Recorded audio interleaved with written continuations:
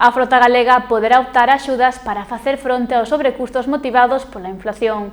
Desde o sector sinalan que os case 30 millóns de euros destinados son insuficientes para todos os barcos. O pasado marzo de 2022, como consecuencia da incerteza provocada pola guerra no leste de Europa, que nese momento apenas comezara, o goberno deseñou un plan nacional da resposta ás consecuencias económicas e sociais da guerra de Ucraína. Búscase con iso reducir o impacto do conflito na economía española, protexendo o emprego dos diversos sectores implicados. O Ministerio de Agricultura, Pesca e Alimentación ten unha serie de axudas previstas para o sector primario, das que 50 millóns de euros irán destinados á pesca e acuicultura. Pesca ten asignados 29,7 millóns de euros. Non son suficientes porque son poucos cartos, que somos moita flota. A parte de que os cartos non son só para os barcos, sino tamén para a apicultura. É claro, había que diferenciar, hai que dar aqueles cartos, depois somos moitos, altura, gran altura, de costa, de litoral, de todo canto hai, unha flota inmensa, e eses cartos prácticamente non toca nada. Xa levan casi todos os máis grandes, porque os máis pequenos pouco lle vai a tocar. Estas axudas servirán para facer fronte aos sobrecustos, en especial o do gasoil. Así, desde o sector propoñen unha serie de alternativas para manter a frota en activo. O sobrecostes, pois, a Seguridade Social subeu un pouco máis, pero o que máis subeu foi o gasoil. O gasto do gasoil é tremendo, iso é o que está pasando. E as pescas, pois, hai que desplazarse moitísimo para pescar e o consumo é tremendo.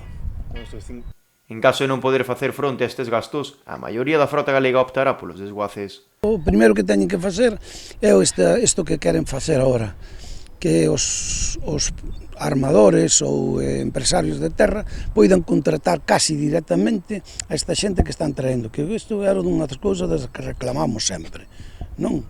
Que podamos pedir para que facelle un contrato dun ano non ter a xente por aí tirada, eso é que hai que dar. Despois, na pesca, como andamos á parte, canto máis pesquemos, máis ganan. Eso non é un problema grande.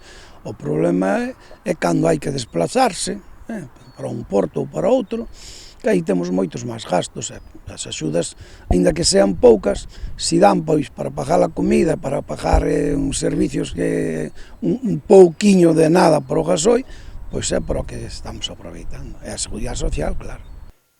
Aqueles pescadores que consigan as axudas poderán obter ata un 8% do que pagasen por elementos como cebo, sal, comida e bebida ou gas. A compensación de aparellos e envases poderá chegar ata o 11% e o 15% respectivamente. Home, que se ten que plantear, porque con estes costes tan grandes non hai forma de aguantar os barcos. Non hai forma, porque se gasta moitísimo. E despois, as cuotas cada vez son menos. Os barcos foronse facendo cada vez un pouquiño máis grandes. En vez de adaptarse os barcos a cada pesquería, non se adaptou a cada pesquería. Foise facendo barcos que puderan valer casi para todo. E para todo non pode ser. Os barcos hai que facelos adaptados. Se tes un barco de cerco non debía de pasar de 22 metros. De 22 metros. E pois un barco de arrastre, pois aquel caballaje, non este que se lle meteuse unha salvajada. Pasaron de 500 ou 600 cabalos de potencia a 3000 cabalos. E barcos de cerco con 1200 cabalos. É unha salvajada. O sea que se fixo, pensáronse a facer as cousas mal. Por o TAC que temos de peixes, fixose a flota moi mal.